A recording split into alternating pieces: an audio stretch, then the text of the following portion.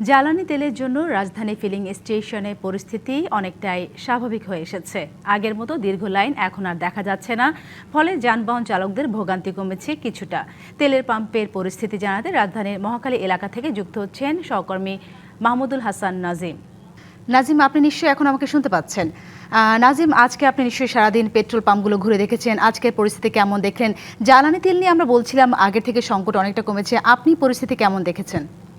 ধন্যবাদ আপনাকে। আসলে আমি বিকেল থেকে কিন্তু পুরো কয়েকটি পেট্রোল পাম্প এখানে ঘুরেছি এবং দেখেছি। সবচেয়ে বড় বিষয় ছিল যে পরিস্থিতি, আগে তেলের জন্য মানুষকে অপেক্ষা করতে হচ্ছে দীর্ঘ লাইন ধরে।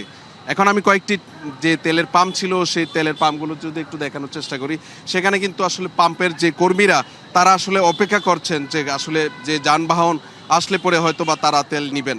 তো সব মিলিয়ে কিন্তু আগের চাইতে দীর্ঘ যে লাইন, ভোগান্তি, হতাশা, ক্ষোভ ছিল সেই অংশে অনেকাংশে কিন্তু কমে আসছে, দীর্ঘ লাইনও কমে যাচ্ছে।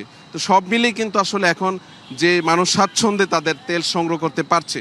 তো এইখানকার পরিস্থিতি আপনি দেখতে পাচ্ছেন ডিবিসি নিউজের ক্যামেরার মাধ্যমে কিন্তু আমরা একটু দেখানোর চেষ্টা করি যে পাম্পটির সামনে আমরা দাঁড়িয়ে আছি। এখানে বেশ কিছু আগে যেটা আসলে লম্বা লাইন ছিল, 8, 10, 12 ঘন্টা 14 ঘন্টা পর্যন্ত তারা দিন অপেক্ষা করতে হতো, সেই লাইনটির কিন্তু সময় ফুরিয়ে গেছে। সেই সময় থেকে এখন মানুষ স্বাভাবিকভাবেই কিন্তু এখানে তার তেল নিতে পারছে। হয়তো আরে কিছুদিন পরে হয়তো আরও নতুন একটি শৃঙ্খলার মধ্য দিয়ে তেল সংগ্রহের কাজটি সংগ্রহ করতে পারবে।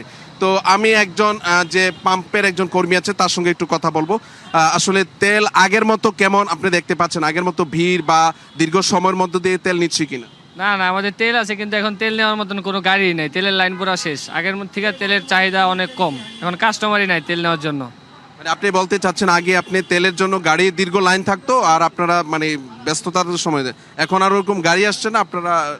আগে তেলের জন্য প্রায় 2-3 কিলোমিটার লাইন থাকতো, রাস্তাতে জ্যাম লেগে যেত, কিন্তু এখন আমাদের পাম্প ফাঁকা, পাম্পে কোনো গাড়ি নেই। যেমনটি শুনছিলেন তিনি কিন্তু বলছেন যে আসলে তেলের জন্য যে একটা দীর্ঘ হাহাকার ছিল, ভোগান্তি ছিল, হয়রানি ছিল, যন্ত্রণা ছিল, সেটির অবসান হয়েছে। এখন থেকে স্বাভাবিকভাবে তারা পেট্রোল পাম্প থেকে তারা এখান থেকে তেল নিতে পারছেন। তো সব মিলে এখানকার অবস্থা আমার কাছে ছিল। ধন্যবাদ আপনাকে।